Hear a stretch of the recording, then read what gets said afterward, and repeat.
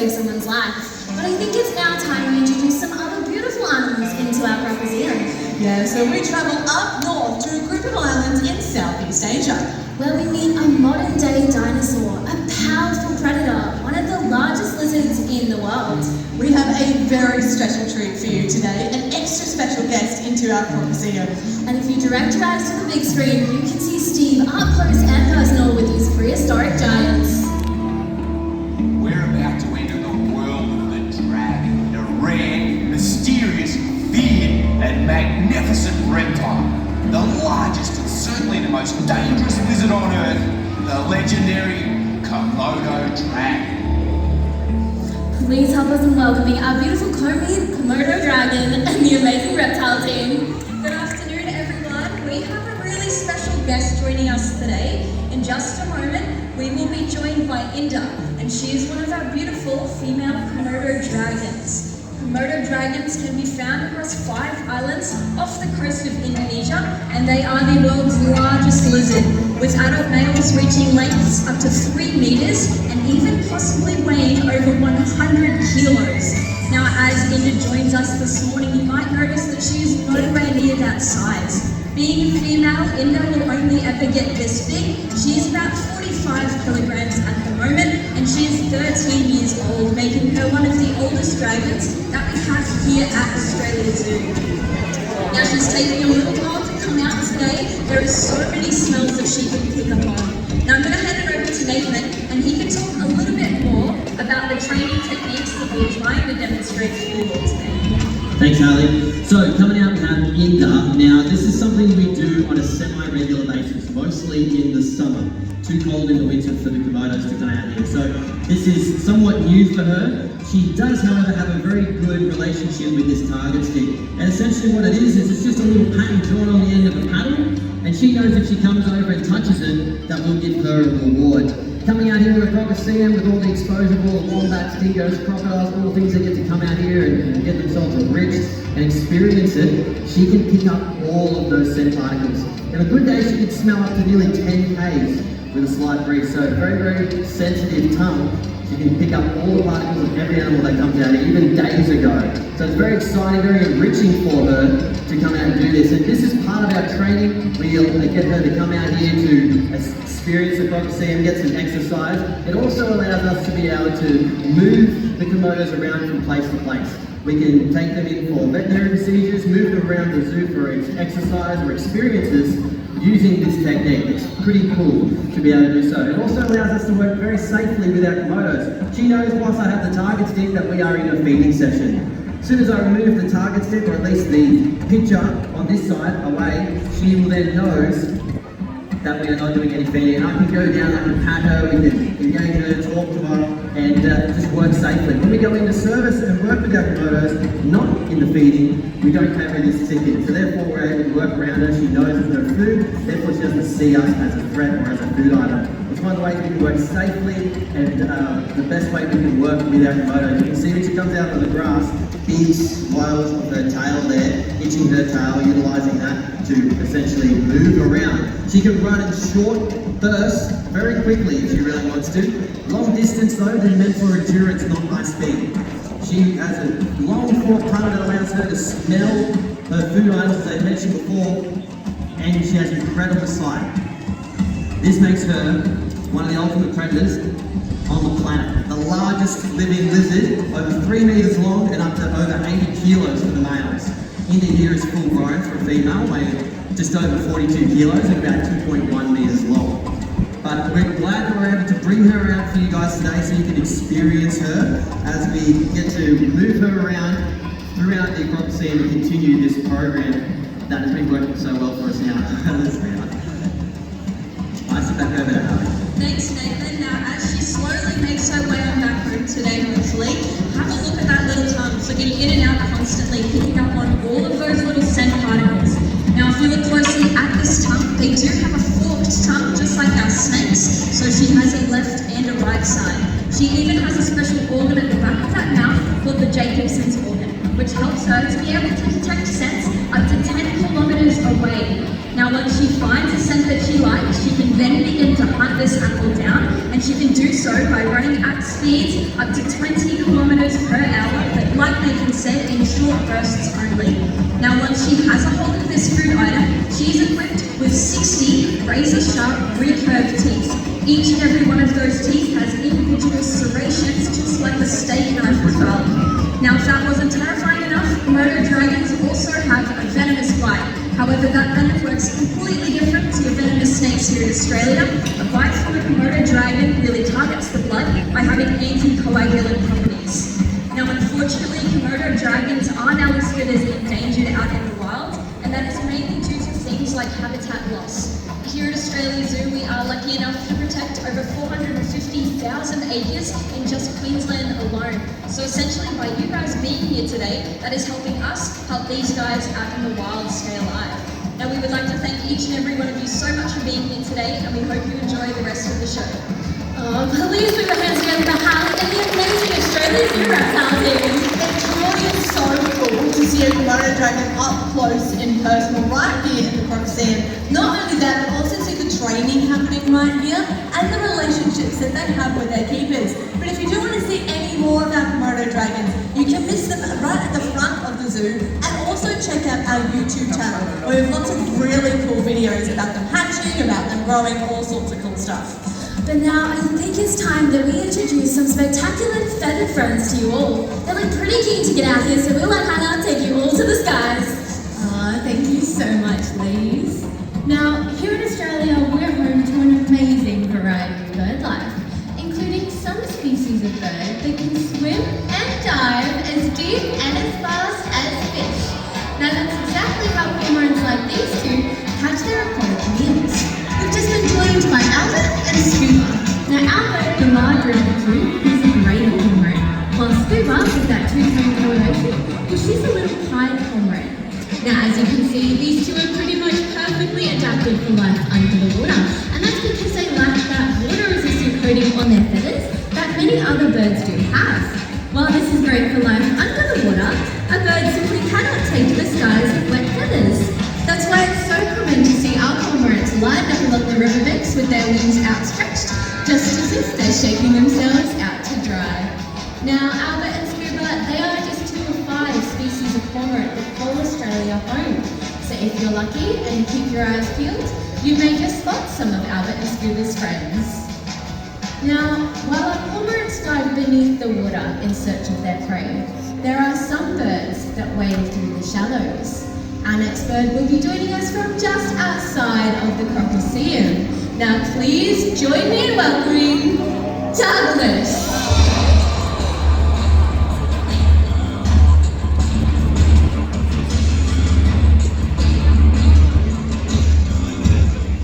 Doug is a black-necked stork, more commonly known as a jabiru. Now these birds, they don't actually have a voice box, so to communicate, they use the chattering of their beak and the flapping of their wings. But check Dougie out as he makes his way into the water. They use those long, skinny legs and sharp, sword-like beak to reach out and scout their prey.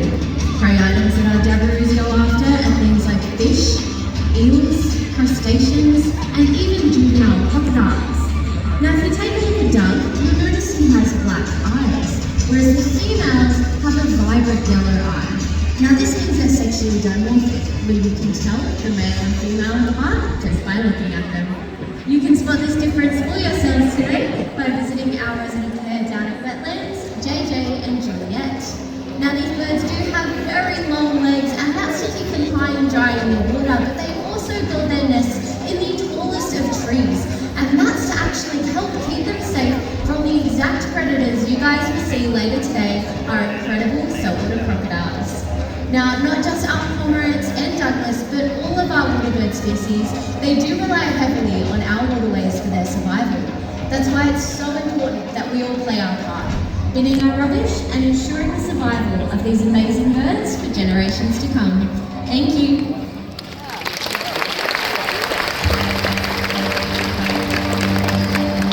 I feel that we can educate people about our wildlife and therefore protect them. Through education comes conservation, about the importance and the significance of the little furry animals like kangaroos and koalas, but also the animals deemed dangerous, like the large saltwater crocodiles, the venomous snakes, poisonous spiders, great white sharks. They're very important and integral creatures in our entire world. It's all about looking after the wildlife, about being fair dinkum about the wildlife. Of course, habitat is the one thing that we have to maintain. Without any habitat, we haven't got a hope of saving our animals. Australia's native wildlife is some of the most magnificent in this world, which is why protecting them is not only vital for their species, but also our ecosystems. Unfortunately, human intervention has caused a massive threat to our wildlife. The impact of roads, land clearing, and domestic pets has led to an increased number of sick, injured, and displaced animals. So, Steve opened the Australia Zoo Wildlife Hospital and Rescue Unit in 2004 in his mother's memory to care for our wildlife. It is now one of the largest and busiest purpose-built wildlife hospitals in the world, giving approximately 10,000 animals life-saving treatment each year. So if you or your friends come across a sick or injured animal, please call your local wildlife hospital or vet. At Australia Zoo, our wildlife hospital is on call to help with the rescue of all our beautiful animals, just like the amazing birds you see flying above you today.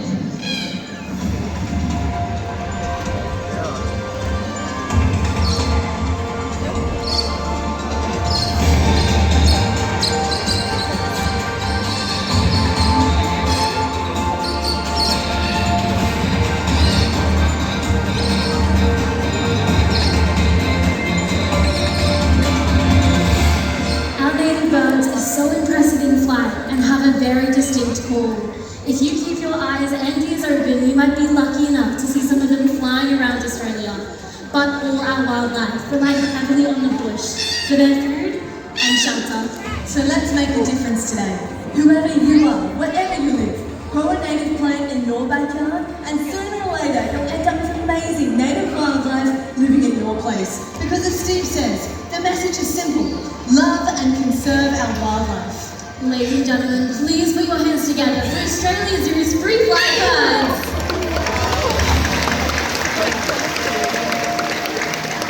Well, Lucy, this leaves us just one thing left to do. Let's do it. Who wants to see the crocs?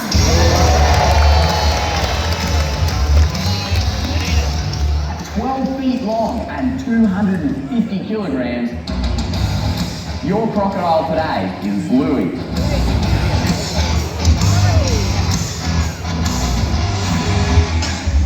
We're in for a treat today. Bluey is your croc. Millions of years ago, dinosaurs roamed the earth. But you're about to meet one of these living fossils, a link to the creatures of the past. There are 20 different species of crocodilian, from alligators, gharials, caimans to true crocs. They are the world's most perfect and unchanged predator. They've survived challenges and eras where so many before them have failed. The most impressive of all is Australia's apex predator, the animal that towers above all other species of reptile. The saltwater croc grows to be the largest and most aggressive species of crocodilian, and you're about to meet one today in the world's only crocoseum. Now the perimeters are secure and Bluey is slowly making his way out to join us. Now Steve designed the crocoseum with crystal clear waters to help showcase each animal at the top of the food chain. And today, with Bluey's help, we're going to help clear up a couple of common croc myths. But here to tell us about that and so much more, we have Alec. Please make him feel welcome. It's the Australian Zoo Croc Team! Are we having a good day so far? There's 5 people on this side having a good day. I know you can do better. Are we having a good day? That is more like it. We got the feeding of the saltwater croc for you, so it's going to get a whole lot better. Today with Jimbo's help and Bluey, we're going to teach you exactly how to stay safe in croc territory. Because what we want is for everyone to go up see our crocs, appreciate them, love them, and hopefully come back having that great experience instead of a tragedy happening. Now take note of Bluey coming out of the canal at the moment. He is not crashing or bashing across the surface of the water. He's in fact not even making a ripple on the surface. He's got what we call scoops that run on every single scale of his body. And what they do, in knee-deep water, they create a current and a counter-current, which cancels each other out. So if this is deep, dark, murky water, you'd have absolutely no idea that Bluey's there. Currently trying to cut me off, being a bit cheeky today. Take note, he doesn't even have to see, smell, or hear me to know exactly where I am. They have what we call integumentary sense organs on every single scale of his body, so I can pick up the vibrations that I send out with my feet. Something as small as a bandage to the side of the water. Come on, come on, Blue. I'm gonna have a bit slow.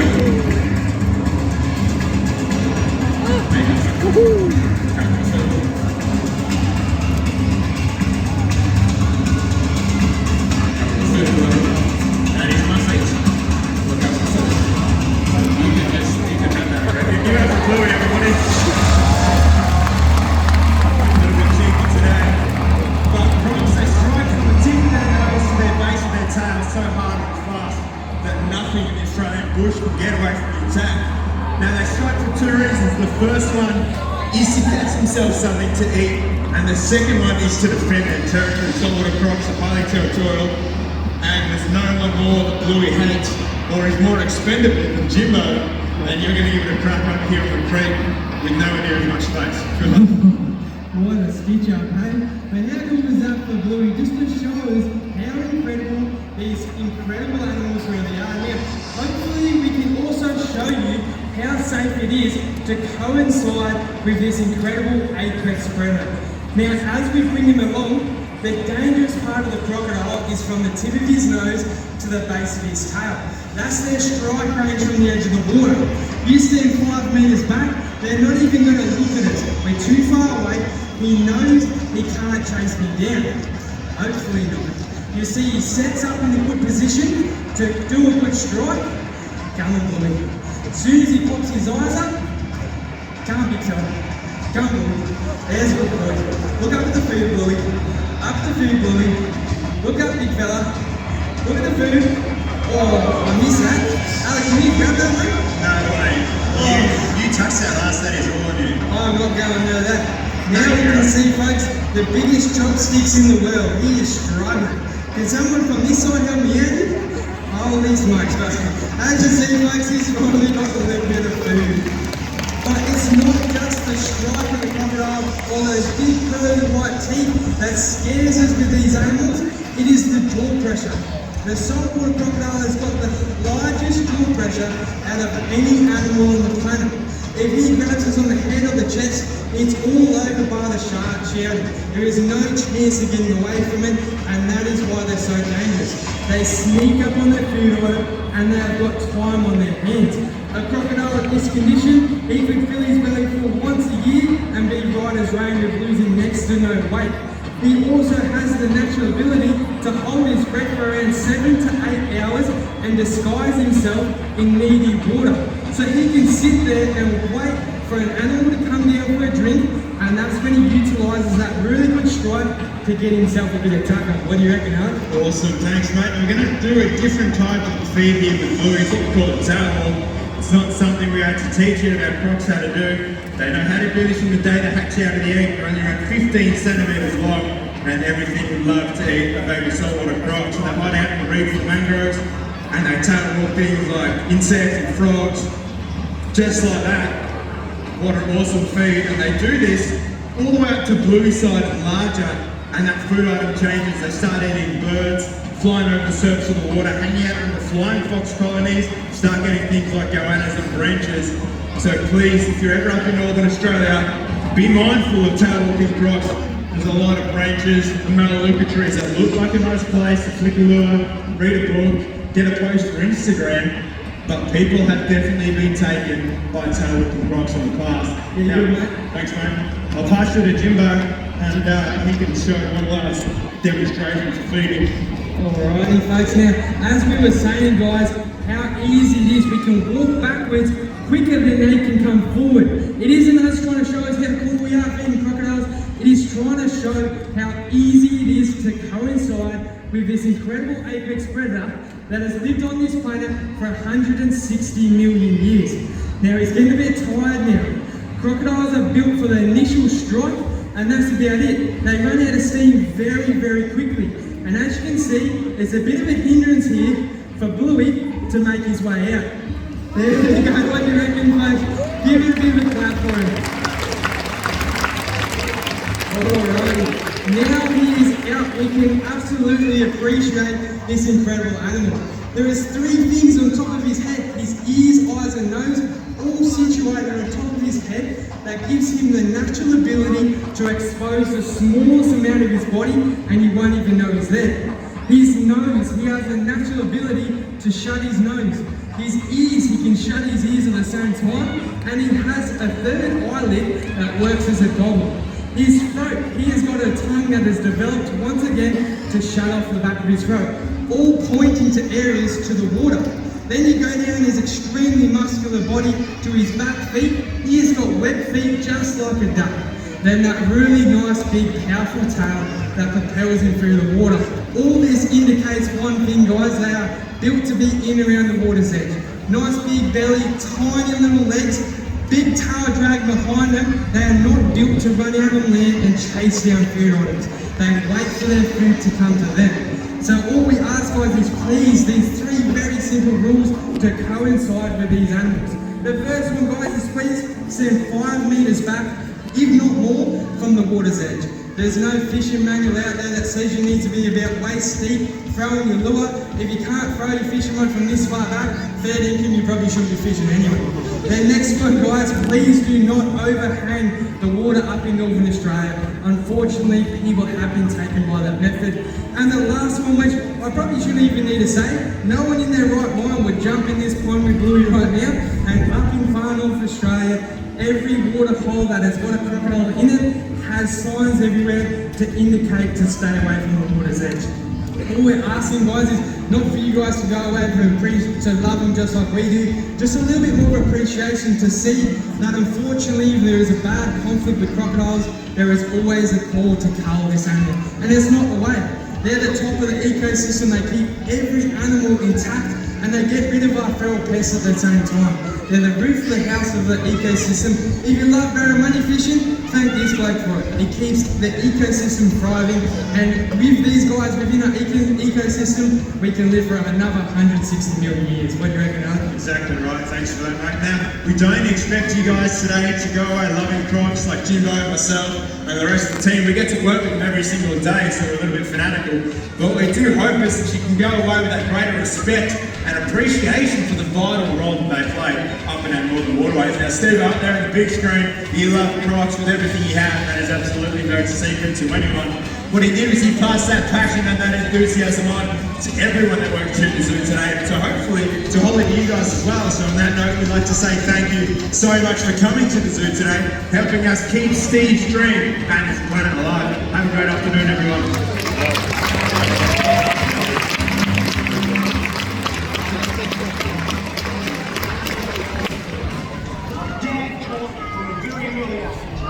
Being